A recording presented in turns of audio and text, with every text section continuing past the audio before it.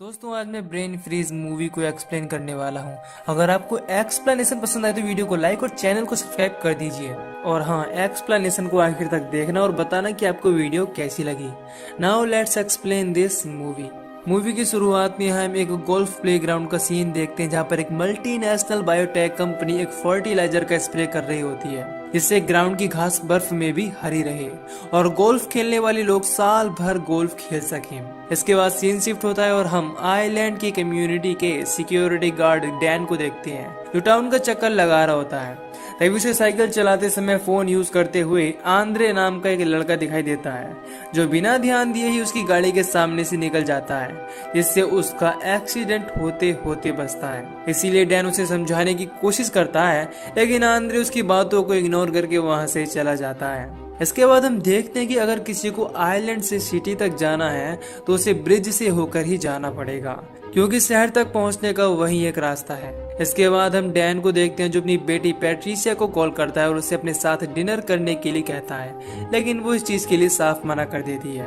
अब अगले सीन में हम आंद्रे को देखते हैं, जिसकी मॉम को काम से आने में लेट हो जाता है, इसीलिए उसकी छोटी सिस्टर एनी की बेबी सिटर कैमिला अपने घर जाने लगती है और आंद्रे को एनी का ध्यान रखने के लिए कहती है। फिर हम आंद्रे को देखते हैं, जो लकड़ी के बुरादे की हेल्प से आग जलाने की कोशिश करता है, लेकिन जब वो इस चीज में नाकाम रहता है तो गन की बुलेट की हेल्प से आग जलाता है। इससे वहाँ पर एक छोटा सा विस्फोट हो जाता है और उसकी आईब्रो जल जाती है। इससे वो फनी दिखने लगता है। अगले सीन में हम आंद्रे की मॉम को देखते हैं, जो जूस बनाती हैं। फिर कैमिला के लेट होने की वजह से आंद्रे को एनी का ध्यान रखने के लिए कहकर जॉब के लिए चली जाती हैं। इसके बाद हम टाउन के सबसे अमीर आदमी को देखते हैं, जिसका नाम माइकल होता है। वो देखता है कि बायोटेक कंपनी के फर्टिलाइजर से गोल्फ ग्राउंड की घास बिल्कुल हरी और ताजी है।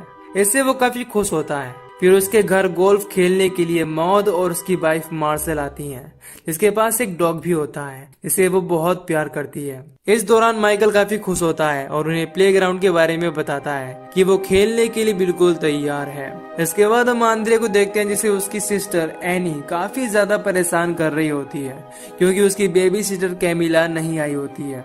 इधर पैट्रिशिया माइकल के लिए काम कर रही होती है, इसीलिए वो उसके साथ गोल्फ ग्राउंड में होती है, जहाँ पर उसके डैड डैन उसे कॉल करते हैं, लेकिन वो उसका कॉल पिकअप नहीं करती।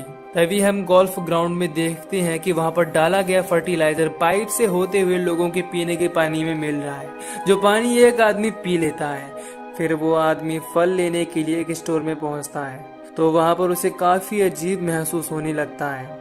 इसके बाद वो अपनी गर्लफ्रेंड के घर पहुंचता है, तो देखता है कि उसके दांत पूरी तरह से हरे हो चुके हैं। फिर वो देखते ही देखते एक ज़ॉम्बी में बदल जाता है और अपनी गर्लफ्रेंड पर अटैक कर देता है और उसे बहुत बुरी तरह से काट लेता है। इससे उसकी गर्लफ्रेंड को बहुत दर्द होने लगता है और कुछ देर बाद वो भी एक ज़ॉम्बी में बदलने लगती है। फिर हम माइकल को देखते हैं, जो मार्शल और मौद के साथ अपने घर पहुंचता है। वो वहां पर देखते हैं कि घर पर मौजूद सारे लोग इन्फेक्टेड हो चुके हैं। तभी मार्शल का डॉग मार्शल पर हमला कर देता है, क्योंकि वो भी इन्फेक्टेड हो चुका था।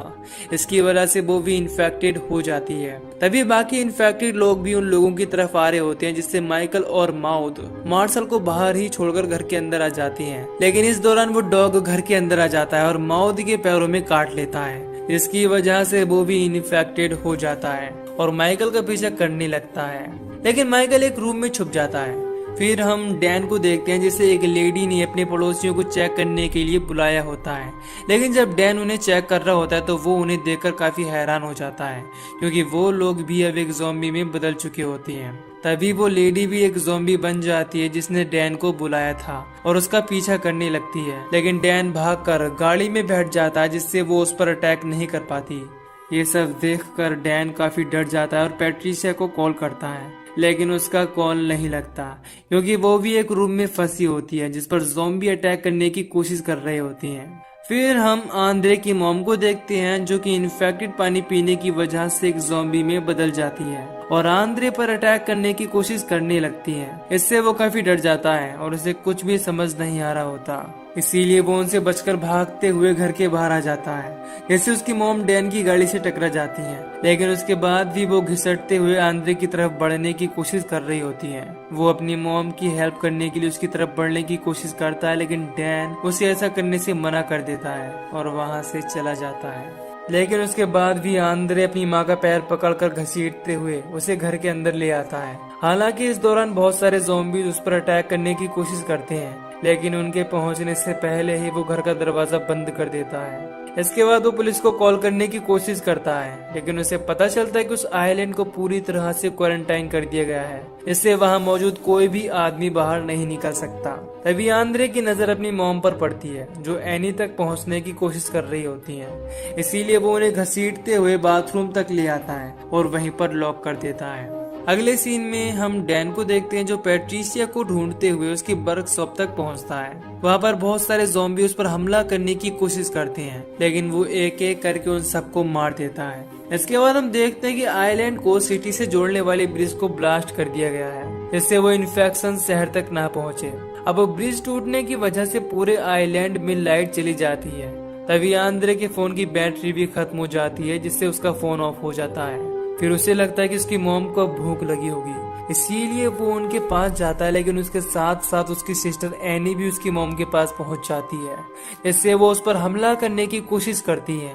इसीलिए आंद्रे एनी को बचाने के लिए उसका ध्यान भटकाते हुए बाथरूम से बाहर निकलता है। तभी वहाँ पर रखा हुआ टीवी उसकी मॉम के सर पर गिर जाता है, जिससे उसका सर बहुत ही बुरी तरह से कुचल जाता है और वो वहीं पर मारी जाती है। ये देखकर आंद्रे को बहुत ही ज्यादा दुख होता है। इसके बाद आंद्रे एक सीढ़ी की हेल्प से बाहर मौजूद ज़ॉम्बीज को देखता है और फिर अपनी सिस्टर एनी को लेकर दरवाजे खोल देता है। इससे बाहर मौजूद सारे ज़ॉम्बीज वहां मौजूद बिल्ली की आवाज सुनकर घर के अंदर आ जाते हैं और आंद्रे अपनी बहन एनी के साथ वहां से निकल जाता है। लेकिन कुछ ज़ॉम्बीज उसका पीछा करने लगते हैं और उसे पूरी तरह से घेर लेते हैं। लेकिन इससे पहले कि वो लोग उस पर अटैक कर पाते, मॉल के अंदर मौजूद डैन उसे अंदर खींच लेता है, इससे उसकी जान बच जाती है। इसके बाद आंद्रे डैन से आइलैंड से बाहर निकलने के बारे में पूछता तो वो कहता है कि ब्रिज टूटने की वजह से अब हम यहाँ से बाहर नहीं निकल सकते, क्योंकि नदी का पानी बहुत ठंडा है और कोई भी उसे तैरकर पार नहीं कर सकता। फिर आंद्रे पैट्रिशिया को देखता है, जो एक ज़ॉम्बी बन चुकी थी। इसीलिए डैन बहुत दुखी था, लेकिन उसे लगता है कि पैट्रिशिया फिर से ठीक हो जाएगी, इसीलिए डैन ने उसे एक रूम में बंद कर रखा होता है। फिर अगले सीन में हम डैनियल को देखते हैं, जो उसी बायोटेक कंपनी को कॉल करता है जिसने ये फर्टिलाइजर बनाया था। वो उसे बताते हैं कि जल्दी ही वहाँ पर एक्सपर्ट पहुँचने वाले हैं, जो आइलैंड में हुए सारे डैमेज को वापस से ठीक कर देंगे। साथ ही साथ वो बताते हैं कि हमारा ऑपरेशन क्लीन अप शुरू हो चुका है। इधर डैन और आंद्रे रेडियो पर आरजे पैट्रिक को सुन रहे होते हैं, जो बताता है कि आइलैंड से लोगों को वापस नहीं बुलाया जाएगा, क्योंकि उनकी वजह से सिटी के लोग भी इन्फेक्टेड हो सकते हैं। इसके बाद डैन भी पैट्रिक को कॉल करता है और बताता है कि आइलैंड पर मेरे जैसे कई लोग हैं जो अभी इन्फेक्टेड नहीं है।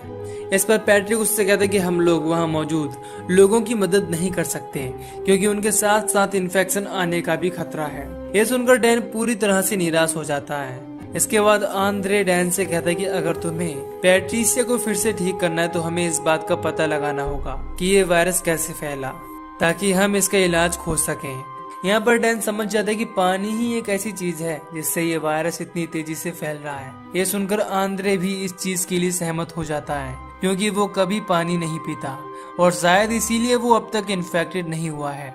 यहाँ पर डैन को लगता है कि किसी टेररिस्ट ने वाटर सप्लाई में ये वायरस मिलाया है, लेकिन आंद्रे को ये चीज काफी फनी लगती है, क्योंकि इस आइलैंड तक किसी टेररिस्ट का आना इम्पॉसिबल है। इसके बाद डैन आंद्रे और उसकी सिस्टर एनी के साथ साथ पैट्रिशिया को भी ले जाता है। इस दौरान डैन ने पैट्रिशिया का पूरा मुंह कवर कर रखा होता है, जिससे वो उन पर हमला ना कर सके। जब वो बाहर निकलते तो वहाँ मौजूद ज़ॉम्बीज उन पर अटैक करने की कोशिश करते हैं, लेकिन वो उनसे बचकर वहाँ से गाड़ी से निकल जाते हैं। इसके बाद हम देखते हैं कि कैमिला पैट्रिक को कॉल करती है और उसे बताती है कि आइलैंड पर कई सारे अच्छे लोग रहते हैं जो इन्फेक्टेड नहीं है, इसीलिए हमें उनकी मदद करनी चाहिए। इस पर पैट्रिक उसे समझाता है कि जब तक ये वायरस आइलैंड तक ही है तब तक पूरी दुनिया बची हुई है, लेकिन अगर एक बार ये वायरस शहर में पहुंच गया तो फिर कोई भी लोगों में ये इन्फेक्शन फैलने से नहीं रोक सकता।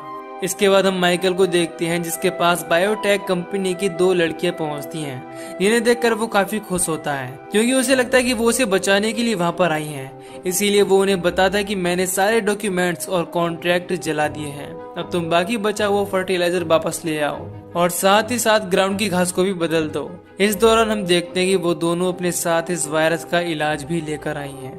जब माइकल क्योर चेक कर रहा होता है तभी वो दोनों उसे जबरदस्ती वो फर्टिलाइजर खिला देती हैं। इसकी वजह से वो भी एक ज़ॉम्बी में बदल जाता है। फिर हम डैन को देखते हैं जो वाटर सप्लाई तक पहुंच जाता है। इस दौरान डैन आंद्रे से उसकी सिस्टर एनी को गाड़ी में ही छोड़ने के लिए कहता है और पैट्रिशिया को अपने साथ ले जाता है। जब वो बिल्डिंग के अंदर पहुंचते हैं तभी पैट्रिशिया भागती हुई वहां पर भरे हुए पानी में कूद जाती है और उसी के अंदर पूरी तरह से डूब जाती है।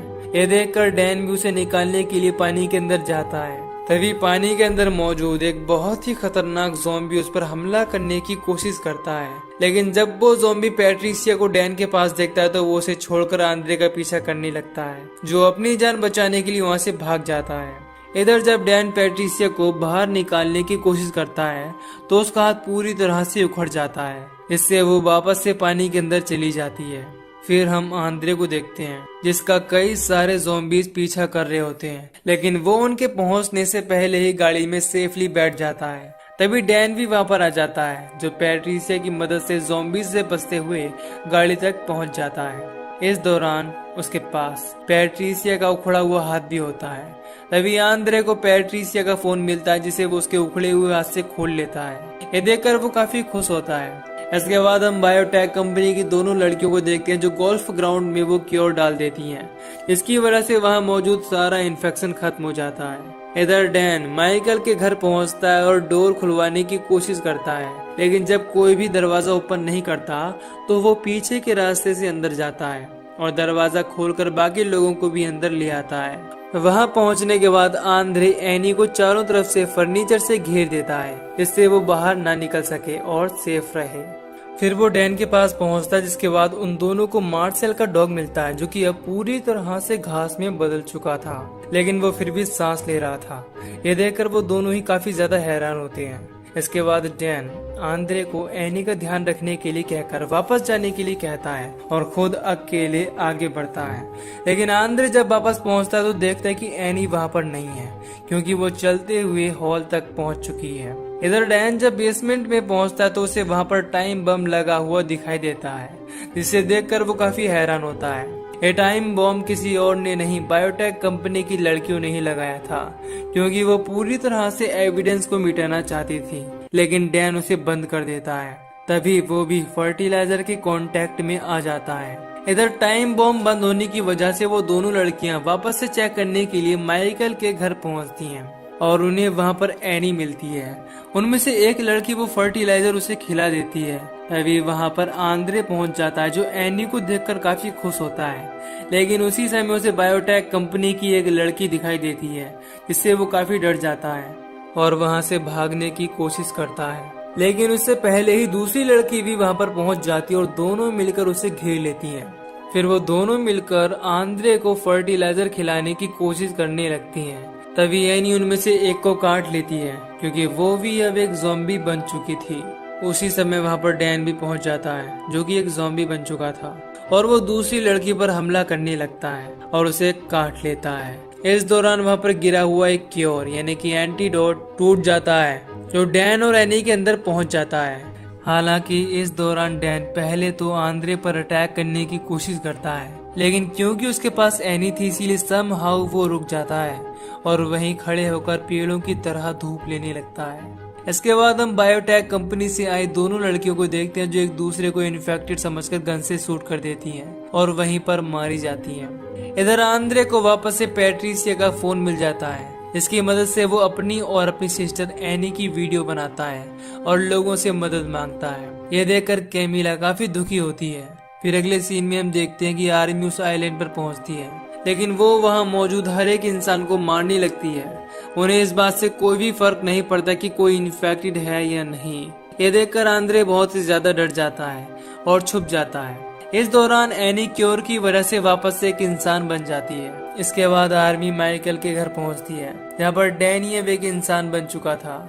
इसीलिए जब आर्मी उसके पास पहुंचती है तो वो उन्हें समझाने की कोशिश करता है कि वो ज़ॉम्बी नहीं है, लेकिन वो लोग उसकी एक बात नहीं सुनते और बहुत ही बुरी तरह से उसके साथ साथ पैट्रिशिया को भी जलाकर मार देते हैं। फिर हम आंद्रे को देखते हैं जो नदी तक पहुंचता है। वो देखता है कि कैमिला बोट लेकर उसकी मदद करने के लिए वहां पर आई है। फिर वो उन दोनों को अपने साथ ले जाती है अब क्योंकि आंद्रे फोन का लॉक खोलने के लिए पैट्रिसिया का हाथ भी अपने साथ ले आया था, इसीलिए वो उसे नदी में फेंक देता है, क्योंकि अब उसकी कोई भी जरूरत नहीं थी। जब उस हाथ को एक मछली खाती है तो वो भी इन्फेक्टेड हो जाती है। इससे हमें ये पता चलता है कि अब ये वायरस शहर तक पहुंच जाएगा और यहीं पर ये मूवी खत्म हो जाती है।